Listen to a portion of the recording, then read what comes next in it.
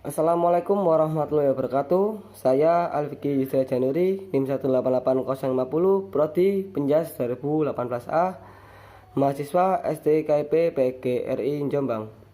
Kali ini saya akan menjelaskan apa yang saya ketahui tentang evaluasi pembelajaran untuk memenuhi kriteria tugas dari Bapak Pugu Setia Hasmara.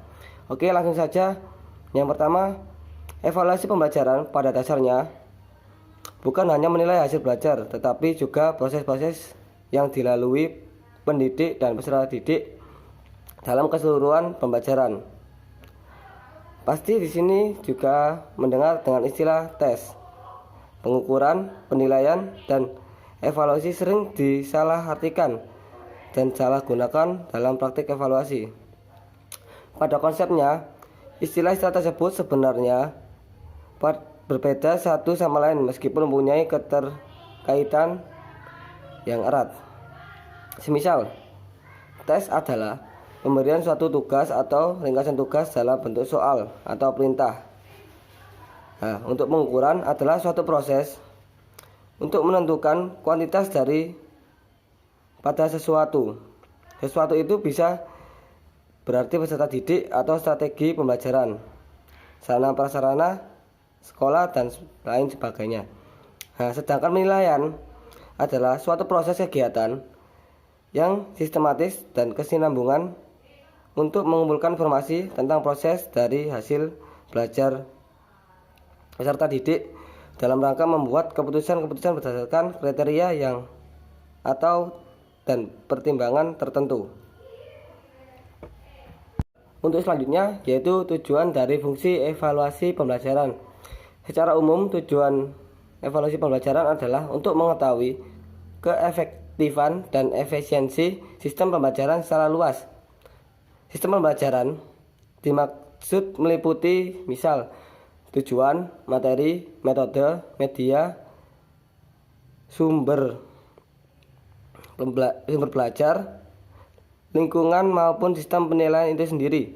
Selain itu, evaluasi pembelajaran juga ditujukan untuk menilai efektivitas strategi pembelajaran, menilai dan meningkatkan efektivitas program kurikulum, menilai dan meningkatkan efektifan pembelajaran, membantu peserta didik mengidentifikasi kekuatan dan kelemahan peserta didik, serta untuk menyediakan data yang membantu dalam membuat keputusan. Oke, yang dimaksud di sini evaluasi pembelajaran itu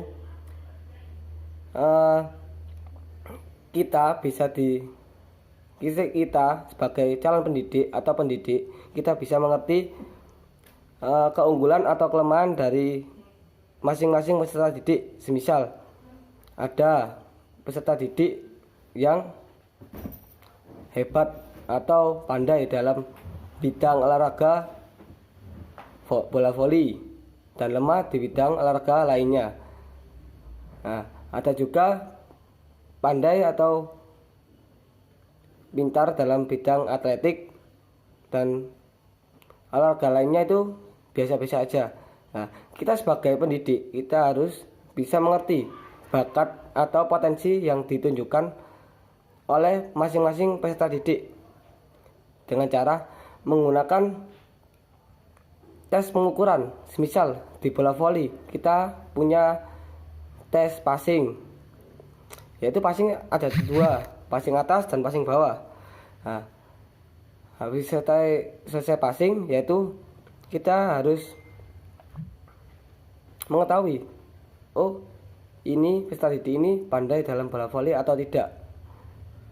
Nah, untuk pengetesan lainnya, misalnya kita pakai sprint atau lari jarak pendek untuk mengetahui peserta didik ini sprinter atau bukan. Nah, kita harus juga pandai mengetahui potensi yang ditunjukkan oleh peserta didik. Oke, evaluasi pembelajaran itu sangat penting,